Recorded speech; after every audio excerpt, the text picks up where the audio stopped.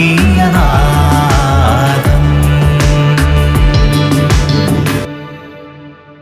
ദൈവത്തിന്റെ വിലയേറിയ നാമത്തിൽ എല്ലാ പ്രിയപ്പെട്ടവർക്കും സ്നേഹവന്ദനം. ഇന്നത്തെ വചനചിന്തയ്ക്കായി പുറപ്പാട് പുസ്തകം 15-ാം അധ്യായം 1-ാം വാക്യം വായിക്കുന്നു.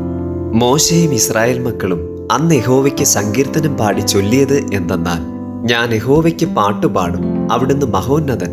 കുതിരയെയും അതിന്മേൽ ഇരുന്നവനെയും അവിടുന്ന് കടലിൽ തള്ളിയിട്ടിരിക്കുന്നു. സംഗീതം എല്ലാ കാലത്തും ഏതൊരു മനുഷ്യഹൃദയത്തെയും ആനന്ദിപ്പിക്കുന്ന ഒന്നാണല്ലോ.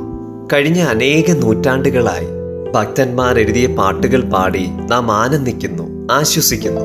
ഇന്ന് നാം വായിച്ച വേദവചനം പരിശോധിക്കുമ്പോൾ ഇസ്രായേൽ മക്കൾ മിസ്രൈമ്യ അടിമത്തത്തിൽ നിന്ന് വിടുതൽ പ്രാപിച്ച് ചെങ്കടൽ കരയിൽ എത്തി നിൽക്കുന്നു. എന്നാൽ മിസ്രൈമ്യ സൈന്യം അവരെ പിന്തുടർന്നു വരുന്നു. അവർക്ക് മുന്നോട്ടു പോകുവാൻ വഴിയില്ല.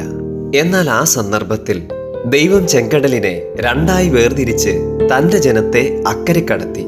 മാത്രമല്ല, അവരെ പിന്തുടർന്ന മിസ്രൈമ്യ സൈന്യത്തെ ചെങ്കടലിൽ മുക്കിക്കൊല്ലുകയും ചെയ്തു.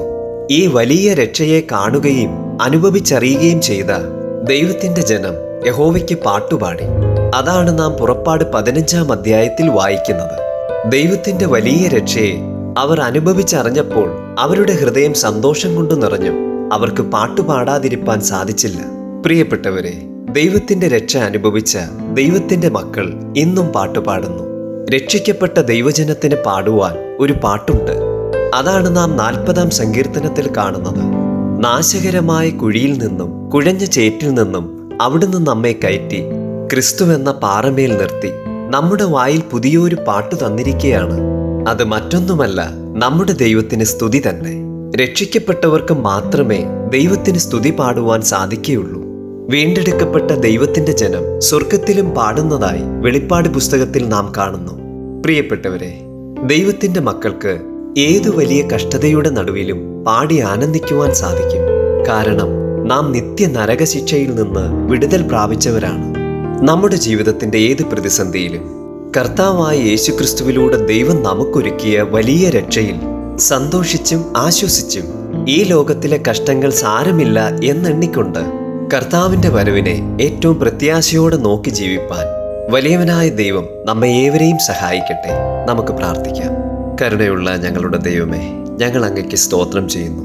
അങ്ങ് കാൽവരി ക്രൂശിലൂടെ പാപികളായിരുന്ന ഞങ്ങൾക്കൊരുക്കിയ വലിയ രക്ഷയ്ക്കായി നന്ദി.